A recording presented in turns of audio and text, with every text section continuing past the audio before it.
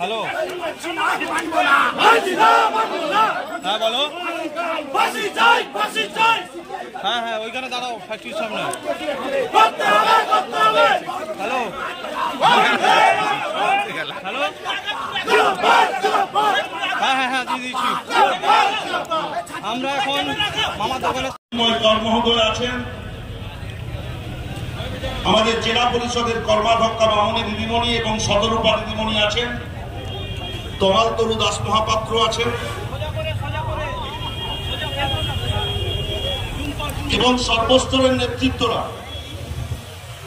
মাফ করবেন, নাম বলতে গেলে সময় অনেক লাগবে, অনেকক্ষণ পথটা অবরুদ্ধ হয়ে আছে।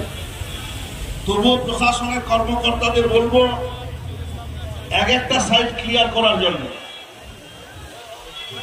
তো যাই হোক, অনেক গুরুত্বপূর্ণ নেতৃত্বরা আজকে মঞ্চে আছেন, ক্ষমা নই। আর পরের দিন সারা বাংলা দেখলো নবান্ন অভিযানে কারা এসেছিলেন, বিজেপির কোন কোন নেতাদেরকে নবান্ন অভিযানের কাছে দেখা গেছিল, যারা এসেছিলেন তাদের বয়স কত, কোন ইউনিভার্সিটির ছাত্র। এই সংবাদ মাধ্যমের বন্ধুরা জিজ্ঞেস করছেন আপনি কোন ক্লাসে পড়েন, কেউ বলছেন আমি সায়েন্স থেকে কমার্সে পড়ি, কেউ বলছেন আমি ক্লাস 11-এ পড়ি, স্কুলের নাম জানি না। তার মানে কোন শিক্ষা প্রতিষ্ঠানের ছাত্র তারা এই ভারতবর্ষে তা দাঁড়িয়ে খুঁজতে হবে।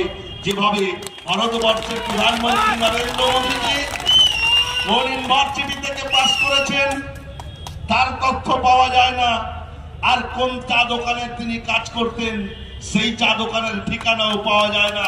ঠিক এইভাবে ছাত্রদের নাম করে যারা নবান্ন অভিযান করেছিলেন তারা সেই কোন ইউনিভার্সিটি, কোন স্কুল, কোন কলেজের ছাত্র তার নথি সারা ভারতবর্ষে পাওয়া যাবে না।